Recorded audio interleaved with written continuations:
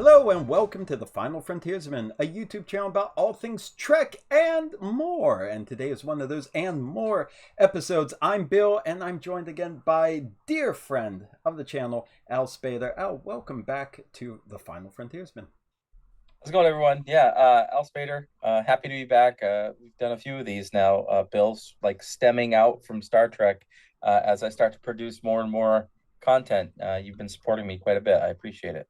You come up with such imaginative and amazing ideas that I can't help but want to share them with the rest of the world. So I'm doing my very small part here, but you have a brand new game that I believe is available right now. Just was released maybe not very long ago as of this recording.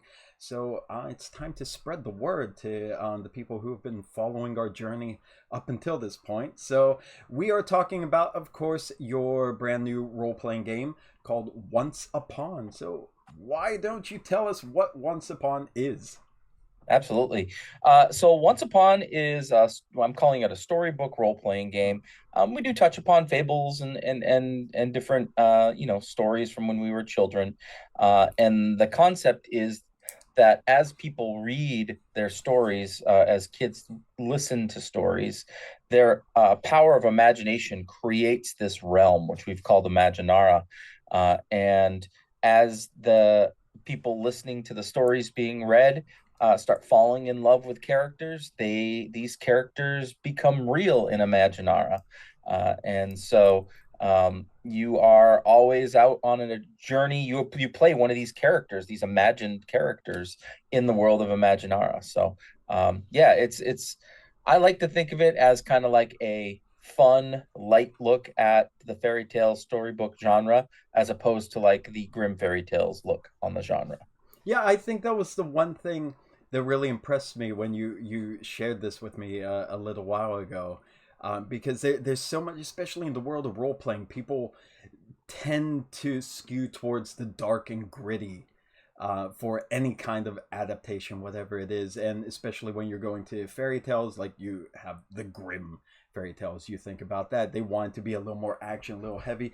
You stick with Once Upon, you stick with a lot more positive, fun, adventurous outlook. I mean, it's not like it's only fun. There are threats. There are some pretty, especially what the audience is, and I want to get into that too. What the audience may be for the game, it might be a little creepy and scary for some of the players coming in. Yeah, absolutely. And I think you're referring to the concept of the The gloom. gloom, Um, yes. and the gloom was my like imagination running wild on like a dark side of the force type Yeah. thing. Um, but instead of being like, these powers that you can use to push and shove and throw lightning like in, Star Wars, Mm. the gloom is more like this power of it's a draw to create or to make your imaginary characters become forgotten, right? Mm. Because as we grow up and we start, getting older, sometimes we forget about those stories that were so important to us as kids, and sometimes those characters are forgotten to us, right? Yeah. And so I tried to come up with a concept called the gloom, which is essentially if you become forgotten, you are basically consumed by this force of darkness called the gloom. Yeah, I love that you are characters in the storybook, just like when we were young and we're listening to these stories, and our imaginations are building these worlds as we're hearing these stories. Maybe it's our parents or grandparents, somebody telling us these stories. And as children, we are creating this universe in our head, and we're then living these adventures. And just the thought of, like, it's the belief in who the character is that powers them, but then if they start being forgotten, that's what's becoming the gloom. That's what's drawing them away and taking them out of the consciousness of society, of the world.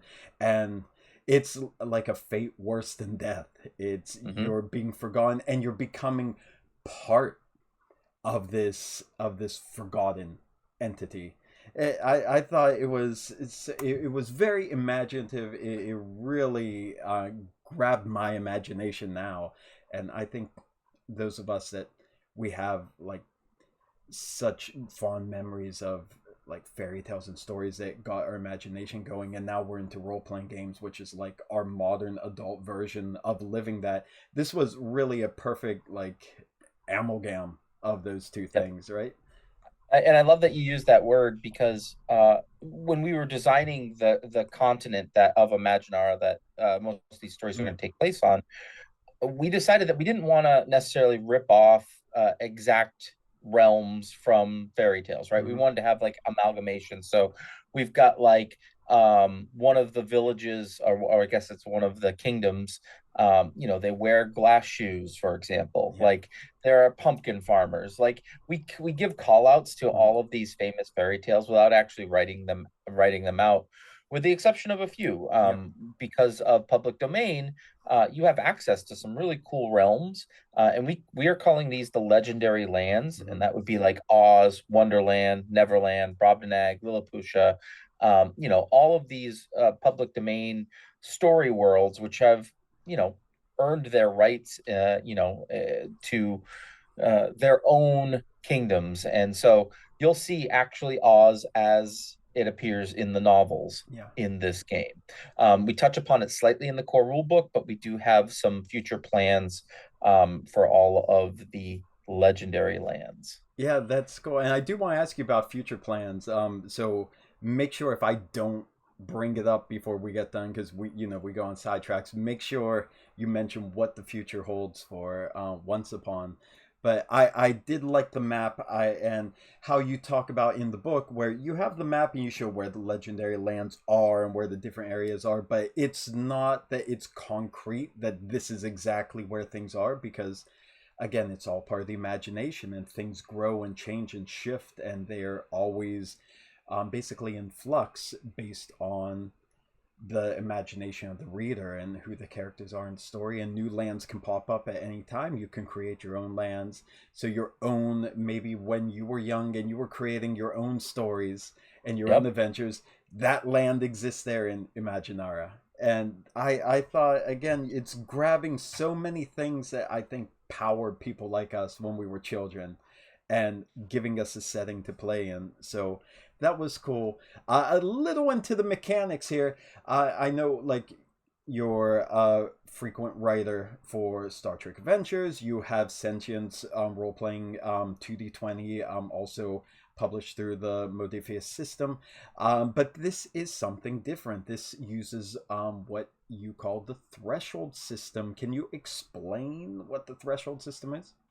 Sure. So the threshold system is kind of like this maturation of an old game that I was writing back before I was even publishing games. Myself and a couple of roommates, Mm, we were creating a game called 12 Gates, and it used D12 dice pools. And we never quite got it to work. It was really clunky and whatnot. But as we've played multiple other role playing games, I kind of started having this vision of how I could rework the D12 pool system. mm, And so I took a little bit from 2D20, a little bit from Powered by the Apocalypse, a little bit from Forged in the Dark, and kind of smushed it all together into my own little system. So essentially, in Once Upon, this version of Threshold, you have your competencies. These are basically your skills. This is how good you are at things, and that you can have three little ranks within that competency. And then you have your methods. How are you going to use these competencies? Because this is a storybook game, I very much wanted to stick with the verb adverb aspect mm, of creating a dice pool. So we talk about what method you're using, which is your adverb, and your competency, which is your verb. So let's say you want to jump across a crevasse, you can boldly jump across it if you're just doing it without fear, or you can creatively jump across it. Let's say you find a pole to try to pole vault over it, right? When you get together a dice pool, you take your d12s and you get d12s equal to whatever your method is.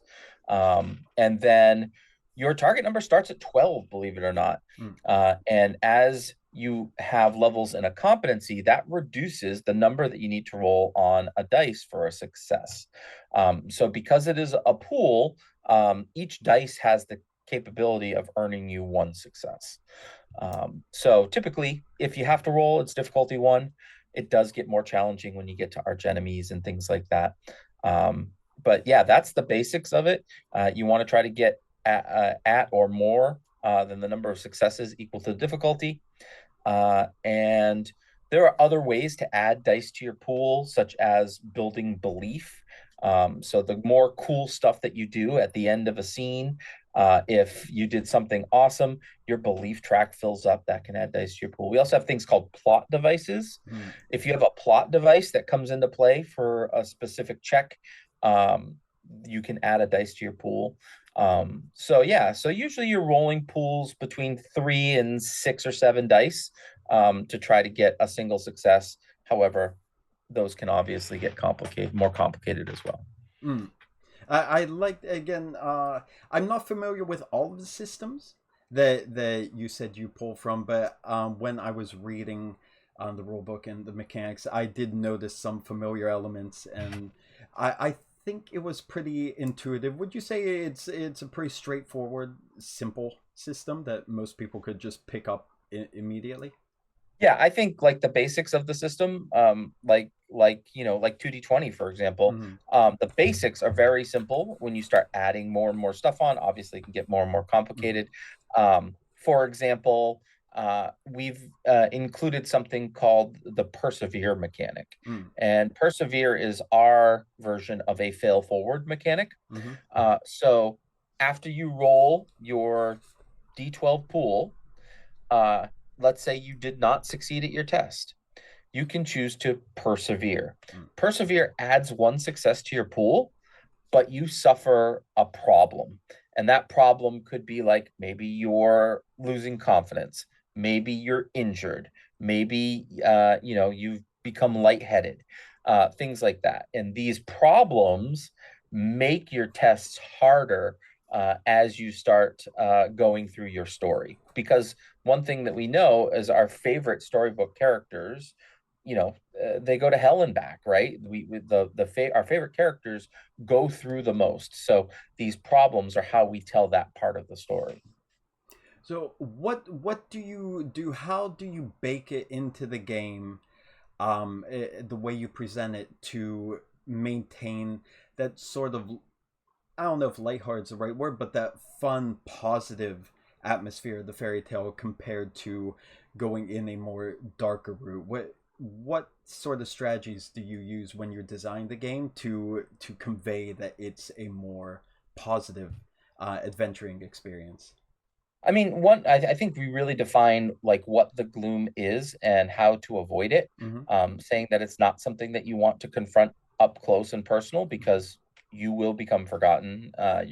Character death is something that we try to oppose. Of course, giving us that fail forward mechanic helps us tell heroic Mm. stories, right? And in general, the encounters that are written in the adventures might be a bit different than a full on battle scene on a warfield. You know what I mean? Mm-hmm. This could be characters arguing over one specific plot of land on a farm. Yeah. You know, and in fact, in the first adventure, part of the adventure is setting up the a city for the princess that's coming to visit. Like, so we try to keep that as lighthearted as possible. The other way that we do that is one of the mechanics in the game is called melodies. Yes. So melodies are basically, this is where I bring in my kind of Disney knowledge. Mm-hmm. All throughout high school and college, I was into musical theater and played a lot of instruments and things like that, and loved the Disney songs and songwriting and things like that.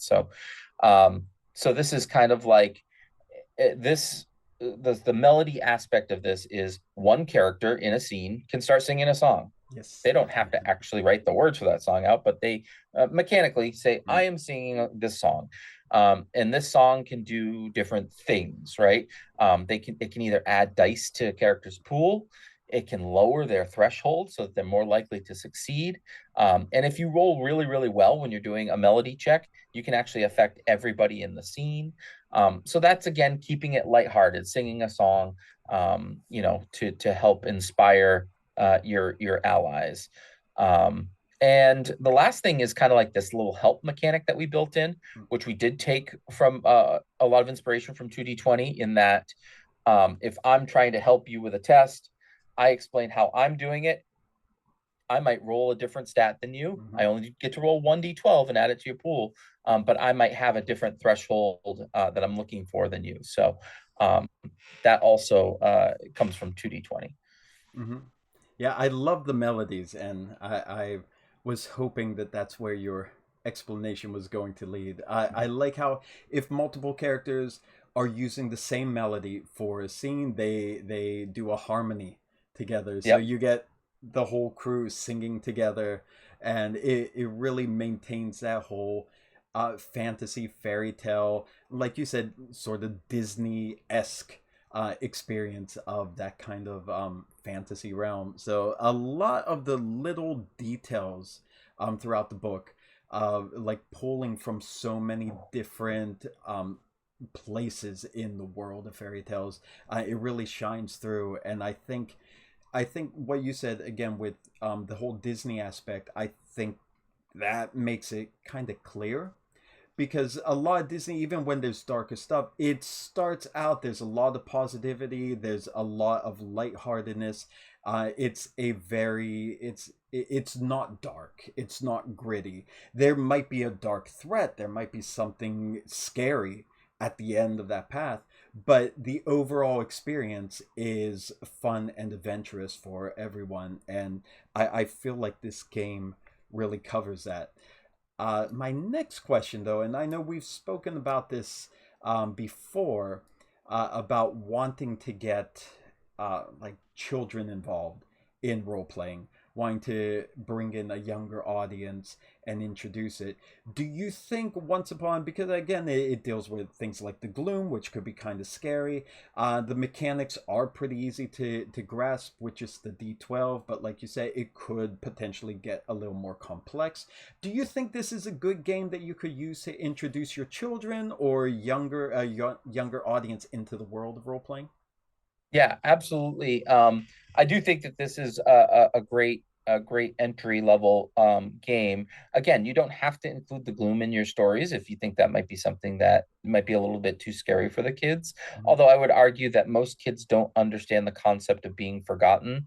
So to them, it might just seem like a bad guy to them because really the forgottenness part of it is really the scary part. Yeah. Um, I would argue that I might uh, hold off on a couple of the mechanics. Mm-hmm. For example, the problems mechanics, I might hold off on that just because that when trying to figure out your threshold, you have to subtract and then add, and those two steps are sometimes tough for kids. But once they have the basic mechanics down, I think you can add in problems quite easily. But I think like all games, getting a kid to tell a story with a character I think is really the most important part of it. Yeah. Then having them roll their dice only when they want to do something ridiculous. I've been taking my 5-year-olds through the Marvel Multiverse role playing Oh game, yeah. which the mechanics are way over their head, Yeah. but them telling the story and I just have them roll their 3d6 and same idea, right? Like we adjust the story accordingly. And I think you could do that here with Once Upon as well. Yeah, I had the same impression myself. And again, I mentioned we've spoken about before wanting to find ways of just opening up the hobby to like our own children, our own next generation, and students as well, like any age level. I think a game like this, especially for the younger kids, where if especially if they're really into fantasy, if they're into fairy tales, if they're into that Disney type movie and storytelling, this is such an easy way for them to jump in, and you tell them every world that they know, that they love, every story that they love exists inside of here. So they can visit those places. Maybe one day they go to a world that's very similar to Moana. It might Yep. be the serial numbers filed off, but they get to experience like that kind of adventure. But then they travel to another land, and now they're in Oz. So Yep. any place they want to go, it really is something that, again, I felt children might be able to enjoy, get into. But there, like you said, there are some complex elements that it's designed for adults as well. It's not Yeah. just a fairy tale game for children.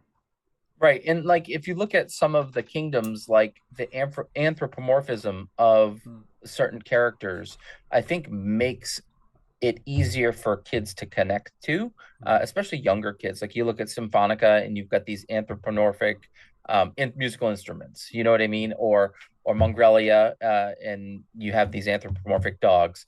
I think that kids would really take hold of that. They might not know what a goblin or an elf, or an orc is, but they probably, know what a dog is. So, mhm. like, I think it also eases them in conceptually, using characters that they can relate to.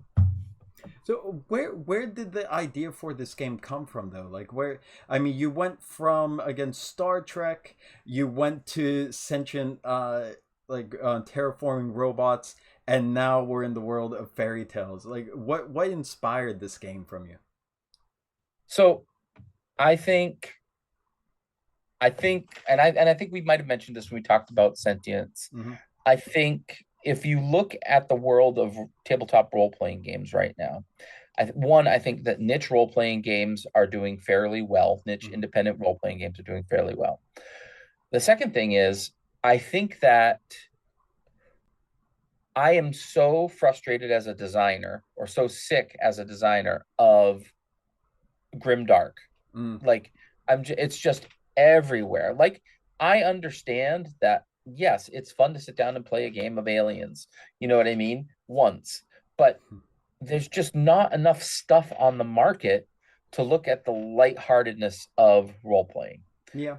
And so that really was like, how can I use my D12 threshold system that I'm working on Mm-hmm.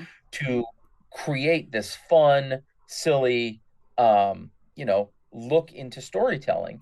And that's where I started looking at Once Upon.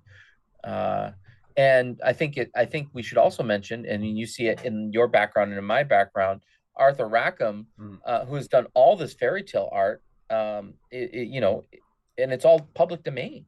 So this is almost like a tribute to Arthur Rackham as well, using his art, to enhance this concept. Yeah, the art through the book, it's just gorgeous, and like you said, using his work throughout the whole thing, you feel like you're reading a fairy tale book as you're reading through the rules. So it's honestly, like, I was showing my daughter some of the images as on the PDF while I'm reading through it, and she was just fascinated by how intricate it is and just how evoking some of the imagery is. And like you say, it's our backgrounds. This is just a very small glimpse of what you find throughout the whole book. Yeah, the art is beautiful. The cover is beautiful. I love that snowy, dark, wintry cover. It looks dark, but it's not dark in a scary way, of a terrifying Well, way. It's very evoking of that whole fantasy fairy tale image. and this concept was kind of one that we drove home from the beginning as well. Instead of, oftentimes we see somebody walking from the light into the darkness. Mm-hmm. This is different. Now we're walking from the darkness towards the light, Mm. right? And so that subtlety there really was telling me, like, you're leaving, behind you is the gloom, but you're moving forward to the light, and trying to tell a great story. True story. The initial cover Mm. just had the boy and the girl Mm-hmm. walking towards the house, and we felt like it didn't really encapsulate the kind of fun, anthropomorphism that was in the book. So I said, is there any way that we can add like a rabbit or deer or some type of character? on this cover. And Katovic, who does a lot of our art at the Yellow Hand, he put this whole cover together, but he took back and put this bunny in there, and I think it just completely changes things. Yeah, I love the cover. Like it just grabs you the first thing you see. And again, once you go into the book and all the rest of the art that is full of it, and the pages too, it looks like an old fantasy fairy tale book pages. I love the design. I know Star Trek Adventures First Edition, when it came out, it went very heavy on the Elcar's design, the Elcar's look, which I love when books like go full thematic for Yep. whatever the genre is, whatever it's trying to do. I know with Star Trek there were a lot of complaints because of the white text on black background, but for me, that level of immersion just makes reading the book that much more fun. And I felt the same way with Once Upon, because it just feels like one of those old storybooks. It's really, I wish I had a physical version. And I know that's hard to do because you want to go back to those days of holding those books in your Yep. hand that look like that. Is there any possibility of print on demand? Oh yeah, print on demand is now set up on Okay, Drive Through RPG. perfect, perfect. Yeah, I've got 5 copies coming to me Oh, right now. They nice. should be here hopefully within a week or two. Oh, that's Um, good. yeah, so I'm excited. I think when designing this book, Hmm. we were designing towards print on demand All initially. right, good. Unfortunately, Drive Through RPG right now has a lot going on, so it's tough to get print on demand up and ready early. Okay. You have to send it to them and then get approved and then get Mm. things looked at, and it's like a month-long process. Otherwise, this book would have been posted, a month and a half ago. So yeah, so print on demand is now available, which is awesome.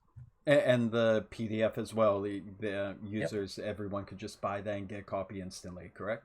Yeah, if you buy the print on demand, you get the PDF as well. Oh, that's nice. Just like Star Trek, right? You get your PDF with it.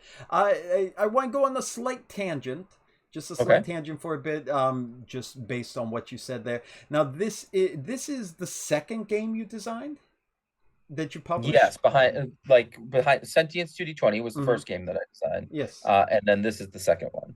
So just very slight tangent. I don't want to distract us too much, but how difficult is it to just bring a brand new role playing game into the world? And you, as a person who's brought two to the world by yourself, which is impressive. Like how what kind of a challenge is that to get it out there? Like are there a lot of like utilities? Are there a lot of opportunities to help people get it out? So I think, realistically speaking, you could put out just a regular Google Doc version of a game Mm-hmm. out there for people to use. They're not going to pay money for it. Mm-hmm. Um, but I think producing stuff um, helps you build a name. Mm-hmm. And so when I was doing Sentience, like that first doc that I did was just it was a Word doc with a header and a footer, and a few pictures that I found. Um, so I put that out there, and we did a bunch of downloads on Pay What You Want. And then so I got my name out there a little bit more. And it kind of like went stagnant for a while. And then I met Jay at the Yellow Hand. So this is a group, a conglomerate of creators who are all working together to create content. So we come up with different ideas, and we help each other get those ideas to the production point. So finding a group of like-minded individuals who all want to work together. Mm-hmm. Like I knew I wanted to use the Arthur Rackham art. Mm-hmm. I had no idea that this could be the design of the book. That's what Mm-hmm. Jay Sedelius put together for from the Yellow Hand. And so he basically put together like 5 pages saying, here's what I think it could look like. And I was like, oh my gosh, this is exactly what I had in my head. And of course, that inspires you to do more, Yeah. right? Yeah. So then your entire focus becomes that. Well, he did that for Sentience as well. He did all the Oh. layout for that. So I say, like it's not hard to put things on the market. Mm-hmm. It's very hard to put a finished product on the market. Mm. Um, because it costs money, right? You have Yeah. to pay editors, you have to pay layout. I can say this book's art, I paid very little money for, right? We paid Mm. for the cover, we paid for the images on the pre-gens, and that's about it. Everything else is Arthur Rackham art that we used and then molded kind of our concepts around. That's pretty good. That's a great use, and not only great use, but what amazing artwork you're able to use that is just pitch perfect for Yeah. this type of story or this type of book, I should say. It is a story, but I this mean, type of ideally, game. I would rather pay artists to do the art for me, but it Yeah. does get expensive. And when Oh you're yeah. starting with a budget of $0, this is the way to start. Like, just be mindful about what you're doing, be aware of what's out there, and you can make something that looks great without a ton of investment financially.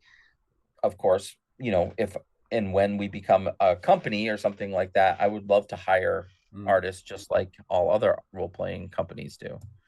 Yeah, but I think that's good advice though to be aware of what's available to you out there because if you're just starting, you're probably not going to have all the capital to go into like some just completely fully produced work like you might get from Modifius or Fancy Flight Games or something like that. Mhm. So you want to save money, but you still want to look nice. And the fact that you were able to make a book this beautiful with art that's basically public domain, that is encouraging. That's good to know. And I do recommend people just flip through the book and appreciate the art. And I think that will inspire you to go and read and try to learn more. Uh, I'm not going to forget. So I want to ask you, what are the plans for the future of Once Upon now that it's out? So we have, I think, like 5 things on the drawing board. Mhm. We have a couple of atlases, Ooh. an atlas of the legendary lands and an atlas of the outward realms. Mhm. So the atlas of legendary lands would do Oz, Wonderland, Neverland in much, much greater detail than what we have here. It would include adventures and story seeds for each of those lands as well. The atlas of the outward realms, these are kind of like the realms that come in and out of existence, right? We're talking about the land of luck, we're talking about Atlantica and whatnot. They're more like supernatural type lands that we want to do a book with in similar design, right? We want to do focus on the different realms, and then give some story seeds and adventures that can be played in them. We have a couple ideas for adventure books, Mm. one of which would be a campaign, one of which would be a conglomeration of just adventures. And the last one that I'm looking forward to would be an explorer's guide to Imaginara, Mm. where we talk about creating more detail into creating kingdoms. What is it like to go traveling from one place to another? Things like that. Oh, that sounds good. I'm glad that there. It sounds like there's at least a nice roadmap ahead for this game to continue for a while. It's not just one game that comes out. It's all there. There's more you could expand it on. Speaking of adventures, since you said about you're planning on some campaigns or adventure books coming up. I like how there's a section in the book that it was kind of akin to like Captain's Log of with the random tables to help you build an adventure just by rolling on these tables. So I thought that was a great support for GMs or storytellers in the system, but also like calling back to like solo role playing where Captain's Log allows you to build that. Why did you put that into there instead of like just traditional advice on how to run a story? So that was one of the last additions that I made to the book, in that um, I have to accept that not everyone who picks up the book is going to be have the same knowledge about storytelling, right? Mm-hmm. So that's why we go in here and we talk about plot mountains. That's why we talk about how to tell a story, how to frame a story. And so I was like, what would be helpful probably is if for people that you know aren't as familiar with developing theme in a story, to give them a way to randomly choose one when they are creating an adventure, right? Hmm. So I was like, all right, well, let's do some type of story generator that will give someone the power to build their little story around. So you create this skeleton essentially with your theme, your tone, your setting, and then and the plot type, and then you just build your story around what that would look like. You create the characters, you create, what's going on. Um, and yeah, I think it is very helpful to have these things available to you, like more tools for the toolbox, what Jim Johnson always says, right? Oh yeah. So if I can go and roll an inciting event for something, like maybe my characters go to a town or a village that I wasn't planning on them going to. At least here, you can randomly create something going on in that village, or a story that you can tell in that village.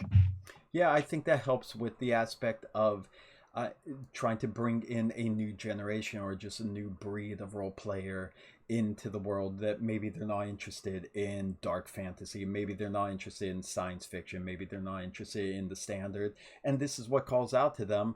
But people like that, they don't have the experience running a game, telling a story, and they might be on the younger side too. I do love how the storytelling GM part, it feels kind of like a storytelling English class where it's explaining the parts of, like, this is what a protagonist is, this is an antagonist, these are the types of the stories, this is how a story flows.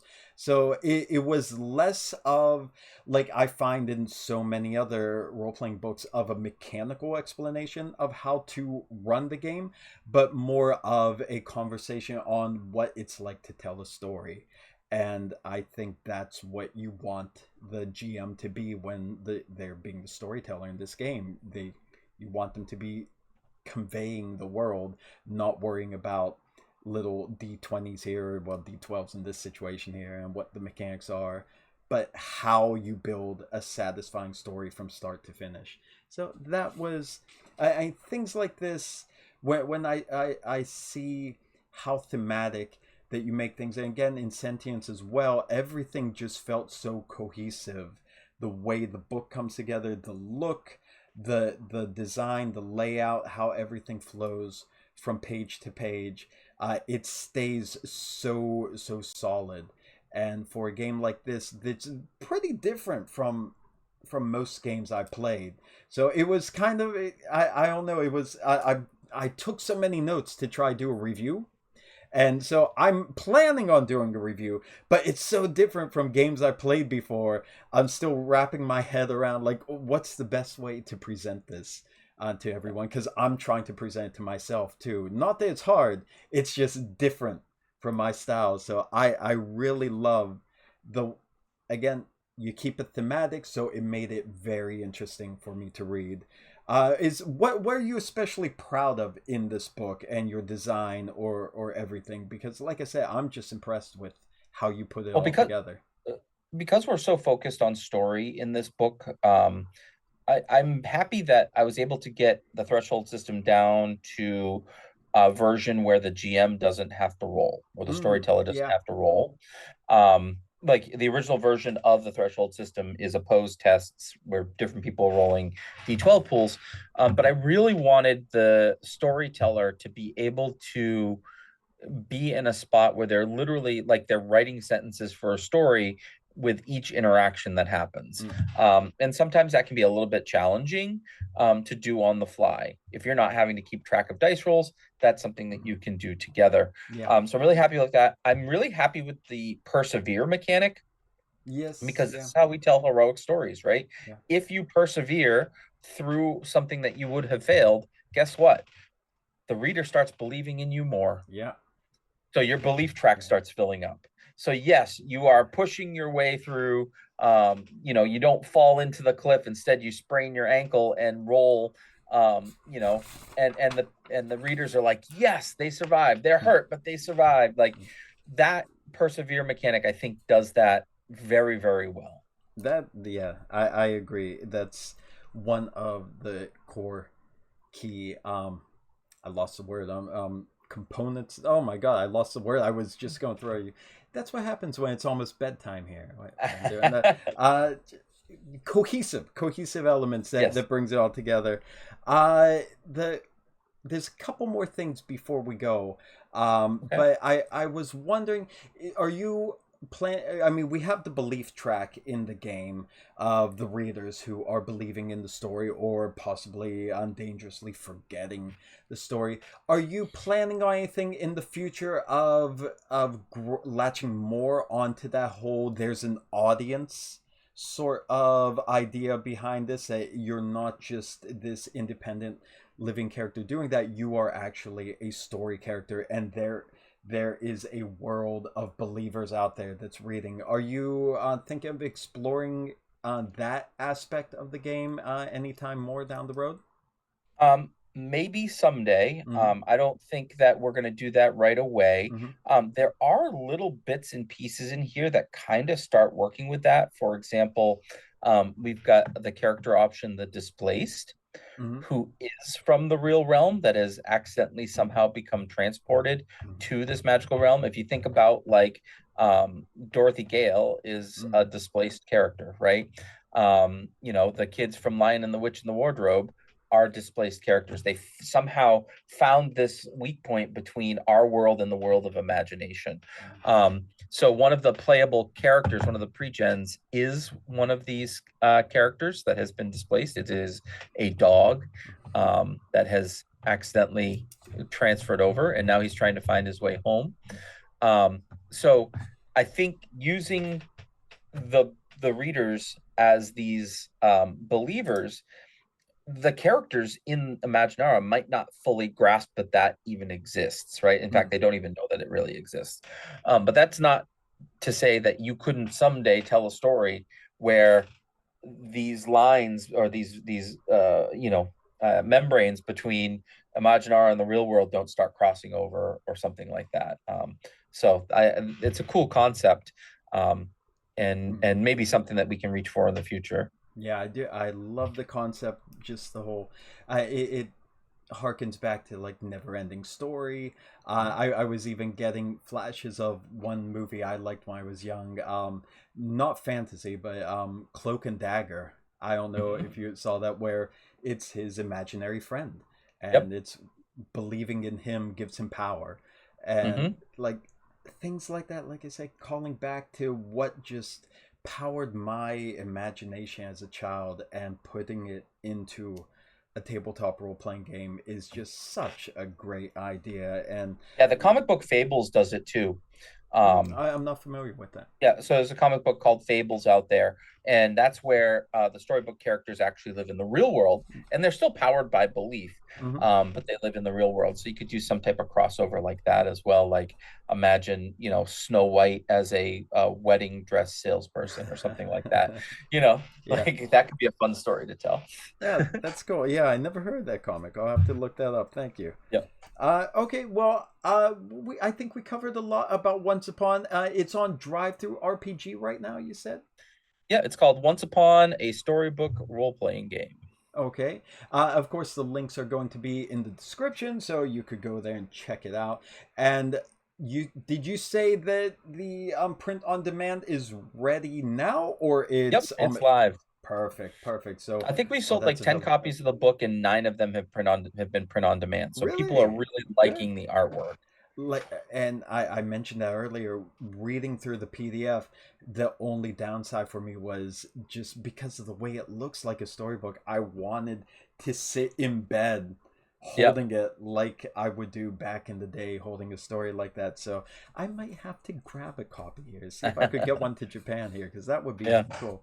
But before we go now, please, of course, go check out Once Upon. Take a look at it, browse around, see if it's something for you. But it's a beautiful book regardless. I think it's a fun read, and especially even if you're not interested in this type of setting, the information about we mentioned earlier, how to tell a story, how Yeah. to run a story. If you're doing any kind of narrative role playing that's less mechanical, like your fancy D&Ds or Pathfinders, but it's more of a storytelling narrative game, the advice that is in this book, I think that's worth the cover price alone. So check it out, see if you like it.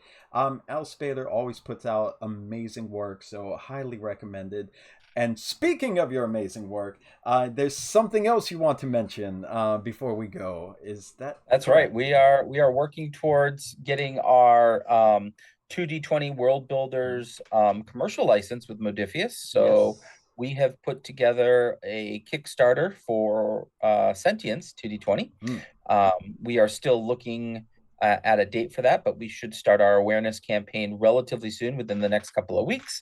And we've got a bunch of exciting stuff planned for that Kickstarter, including an adventure written by Bill here. Yeah. And thank you for asking me to contribute a small part there. It was fun. I told you when we talked about Sentience before that it kickstarted my imagination. It's the kind of story I love.